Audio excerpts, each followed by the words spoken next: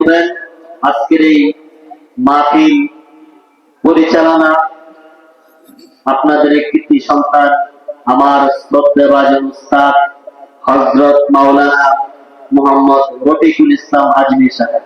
হযরত মাওলানা মোহাম্মদ রফিকুল ইসলাম আজমি সাহেব পতিত কারাগার।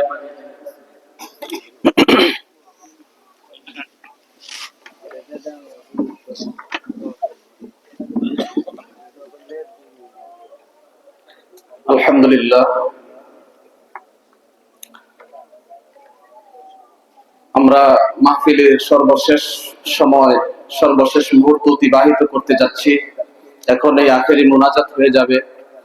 আমরা যে এতক্ষণ বসতে পেরেছি, এত দিনই একটা মজলিসে বসতে পেরেছি, গত বছর এই মাহফিলের আমার এলাকার কয়েকজন, এই গত বছর মাহফিলের পর থেকে এই মাহফিল পর্যন্ত কয়েকজন লোক মারা গেছে। এবং গত বছর মাহফিল করেছিলাম আমাদের ভাতিজা মোহাম্মদ সেলিম মিয়াকে নিয়ে। সে আমার ব্যক্তিগত কাজে অনেক সহায়তা করেছে মাহফিলের কাজে, কিন্তু এই বছর সে দুনিয়াতে নাই। আমার বয়সের ছিল। আর বেশ কিছুদিন আগে, মনে হয় 15-20 দিন হয়ে গেছে, আমার আরেকজন প্রতিবেশী ভাতিজা মোহাম্মদ আল আমিন, সে অগ্নিদগ্ধ হয়ে আগুনে পুড়ে 5-6 দিনের মধ্যে সেও দুনিয়া ছেড়ে চলে গেল। আর আমাদের আজকে একটা জানাজা হয়েছে। আমার প্রতিবেশী ভাবি হন তিনি হার্ট অ্যাটাকে দুনিয়া থেকে বিদায় হয়েছেন গত রাত। আজকে সকাল 11টায় জানাজা হয়েছে। সুতরাং আল্লাহ তাআলার দেওয়া সময় একটা বিরাট নিয়ামত, আর এই নিয়ামতকে সঠিকভাবে কাজে লাগানো উচিত। আলহামদুলিল্লাহ, আপনাদের উপস্থিতি একেবারে কম নয়, যথেষ্ট হয়েছে। আমরা যেই বসার আয়োজন করে ব্যবস্থা করেছি, সেই সব বসা ভরে গেছে আলহামদুলিল্লাহ। তো আপনাদেরকে আমি আমার অন্তরের অন্তঃস্থল থেকে অভিনন্দন জানাই, মোবারকবাদ জানাই, ধন্যবাদ জানাই।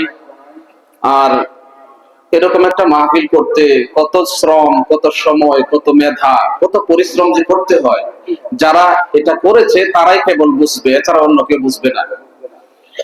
আর আমার জন্য অনেকটা সহজ হয়েছে এই মাহফিল সম্পন্ন করার জন্য, কারণ এলাকাবাসী বিভিন্ন সেক্টরে যে যে সেক্টরে দক্ষ সে সেটা ম্যানেজ করে নিয়েছে। টাকা পয়সার আলহামদুলিল্লাহ অভাব হয় নাই। টাকা পয়সা এলাকার, আমার এই গ্রামের সকল প্রত্যেকটি ঘরে ঘরে আর্থিকভাবে সহযোগিতা করেছে, এবং আমাদের পার্শ্ববর্তী ব্যবসায়ী বৃন্দ যারা ছিলেন তারাও সহযোগিতা করেছেন। আর যারা অনেকে কালেকশনের কাজ করেছেন, নিজেও সহযোগিতা করেছেন, কালেকশনও করেছেন। অনেক সময় আপনারা বিরক্ত হয়েছেন। এই আসলে ভালো একটা কাজ করতে গেলে যে কাজ যত মূল্যবান সেটা অর্জন করা তত কষ্ট। যে কাজ, যে পরীক্ষা সবচেয়ে কঠিন, সেই পরীক্ষার ফলাফলটাও সবচাইতে শ্রেষ্ঠ। সেজন্য আপনারা বিভিন্নভাবে সহযোগিতা করেছেন, এবং আমার বিভিন্ন সেক্টর থেকে ছাত্ররা, আমার অনেকগুলি 20-25-30 জন ছাত্র, মাদ্রাসাতে অনেক ছাত্র আছে, তবে সবাই তো এক একজন দূরে থাকে, বাড়িতে থাকে। অনেক 20-25-30 জন ছাত্র আমাকে বিভিন্নভাবে সহযোগিতা করেছে আমার কাজে। এই মাইকিং করা, এরপরে এই পোস্টার লাগানো, সর্বশেষে আজকেও তারা মেহমানদারি করেছে, মেহমানদের আপ্যায়ন করেছে, বিভিন্নভাবে সহযোগিতা করেছে। আমি ছাত্রদের প্রতি আমি কৃতজ্ঞ, আপনাদের সকলের প্রতি আমি কৃতজ্ঞ। আর আজকে মাহফিলটা আপনারা দেখেছেন যে কবরবাসীর রূহের মাগফিরাত কামনায় মাহফিল, সেজন্য আজকে সকল কবরবাসীর জন্যই দোয়া করা হবে। আল্লাহ তাআলা যাতে আমাদের আজকের এই মাহফিলকে কবুল করেন। তবে সর্বশেষ আজকে আপনারা মাহফিলের উপস্থিতি আলহামদুলিল্লাহ যথেষ্টই হয়েছে, যেটা ভেবেছিলাম। আর আকাশের অবস্থাটা গত অনেক দিনের মধ্যে আজকে অনেকটা ভালো ছিল। আপনারা নিচে বসে আছেন, কষ্ট হচ্ছে। আমার কাছে কয়েকজনে বলছে যে হুজুর বসতে কিন্তু ঠান্ডা লাগে, নিচে নাইলে বসে থাকলাম সর্বক্ষণ। তো আপনারা এরপর আপনারা বসেই রয়েছেন।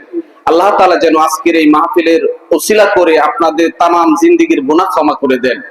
আল্লাহ যেন আপনাদেরকে কঠিন দুরারোগ্য ব্যাধি হতে হেফাজত করেন, আল্লাহ যেন আকস্মিক মৃত্যু থেকে হেফাজত করেন, আল্লাহ যেন অ্যাক্সিডেন্ট থেকে হেফাজত করেন, আল্লাহ রিজিকের মধ্যে যেন বরকত বাড়িয়ে দেন, আল্লাহ তাআলা হায়াতের মধ্যে বরকত বাড়িয়ে দেন, আল্লাহ তাআলা ইলমের মধ্যে বরকত বাড়িয়ে দেন, আল্লাহ তাআলা আমলের মধ্যে বরকত বাড়িয়ে দেন।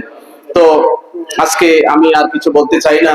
আজকের মাহফিলের সম্মানিত সভাপতি তিনি আছেন, তিনি ওনার মনোভাব প্রকাশ করবেন ওনার কথার মধ্য দিয়ে।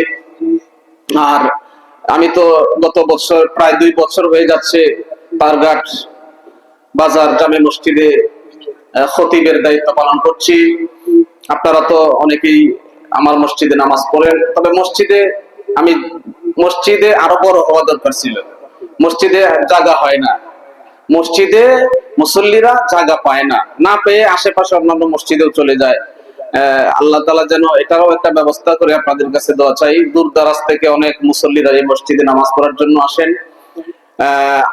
আপনাদেরকে সর্বশেষ আবার ধন্যবাদ জানাই, কৃতজ্ঞতা জানাই যারা সহযোগিতা করেছেন বিভিন্ন ভাবে, শ্রম দিয়ে, মেধা দিয়ে, টাকা পয়সা দিয়ে, সময় দিয়ে। সকলকে যেন আল্লাহ তাআলা উত্তম বিনিময় দান করেন দুনিয়া এবং আখিরাতে, আমরা সকলে বলি আমিন। এ পর্যায়ে আমাদের মাহফিলের সম্মানিত সভাপতি বিশিষ্ট আলেমে দ্বীন হযরত মাওলানা আশরাফুল ইসলাম সাহেব হাফিজাহুল্লাহ, ইমাম ঐতিহ্যবাহী তারেরঘাট ঈদগাহ মাঠ, হযরত কিছু আজকের এই মাহফিলের ব্যাপারে একটু মনোভাব পেশ করবেন। হযরতকে আমি